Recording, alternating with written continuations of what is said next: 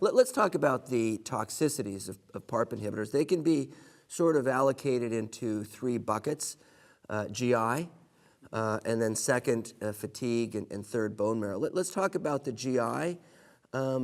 Brian, how do you counsel a patient about the GI toxicity when you begin a PARP inhibitor? Yeah, so that's a great question. When beginning the PARP inhibitors, I will talk to the patients about those three general classes of side effects that you described, talk to them about the potential for the GI toxicities, and if necessary, either prophylax them with an anti-nausea or an upper GI prophylaxis, or start it pretty early if we're seeing some of the symptoms. Yeah, so I like to start everyone on an anti-acid, a proton pump inhibitor, or a H2 blocker, and then probably reactive with an antiemetic. What do you think, Katie? Is it a reactive antiemetic or a proactive antiemetic? I think you can do either as long as you set expectations well with your patient. I tend to send them home with a prescription for an antiemetic, and I use it for the first couple months just so they don't set that kind of brain cycle up of I'm going to be nauseated with this drug. Mm-hmm. And then I try and wean it off because no one wants your patient on Zofran for 2 years. But I also think your method completely makes sense as long as you have a patient whose expectations have been set, has good access to your office nurses, and can have someone react to her complaints right away, and that helps them stay on therapy. And again, it's not just nausea, it's also diarrhea. I think we kind of agree that Lamotil is the prophylactic for diarrhea, but what's your go-to prophylactic for nausea in the setting of a PARP inhibitor? So we use a lot of medical marijuana in the setting of, I didn't know what to say. So in the setting with PARP inhibitors, we use a lot of medical marijuana, and I set my patients up front saying, nausea could happen. I send them home with Zofran just like you do. We give them some sort of Pepsid or some sort of a blocker, but we routinely prescribe and advocate marijuana. And a very, very valuable perspective. I used to use ondansetron. I had trouble with constipation, and then I used to use compazine that was too toxic. We've been using olanzapine at 5. Have you ever tried that? We talked about this just 2 weeks ago, so I haven't tried it yet, but I'm going to. Okay. I like the idea, actually. I think it's better because you do get headaches and constipation with Zofran, but you don't get the prochlorperazine kind of sedation and side effects. So 3 general toxicities to all PARP inhibitors as a class: GI, which includes nausea and diarrhea, bone marrow, and fatigue. Within the bone marrow, it used to be a lot of discussion about thrombocytopenia, but with the personalized dosing of niraparib, they're now more similar than different. And as a result of that, anemia evolves as the most common sort of bone marrow suppression.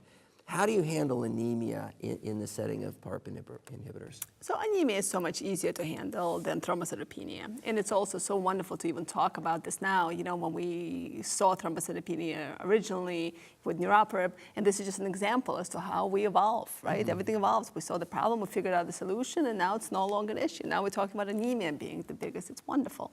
I find anemia to be much, much less difficult than thrombocytopenia because you can just transfuse. We have a very rigid protocols of checking complete blood count, and we are able to catch it early. It's really very minimal problem. We used to say that maybe there was a folate deficiency in the patients that were anemic, and I said that. Next thing I know, every one of my patients is on a folate-containing multivitamin, so that doesn't work anymore. And I like transfusions because they're cheap, they always work, and they're safe. I get it that there's a point where you just can't be so transfusion dependent. Do you guys ever use EPO?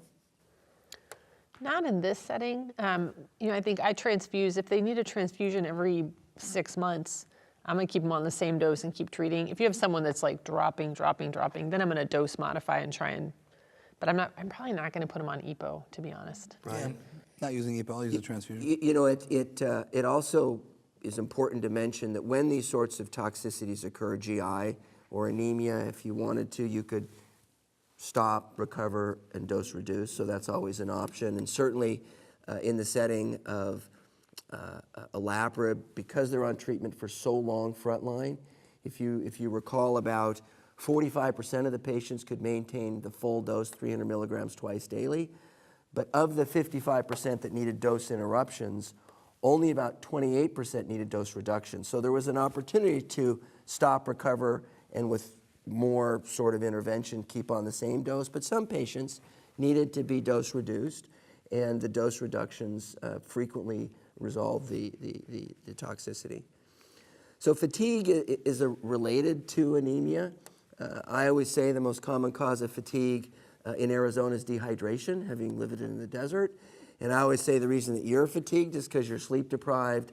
I know the reason that I'm fatigued is not because I'm malnourished, because I love to eat. What's your approach to fatigue in PARP inhibition? Marijuana. It's not crazy because you get some sleep and you become calm. And sleep deprivation. And you drink more.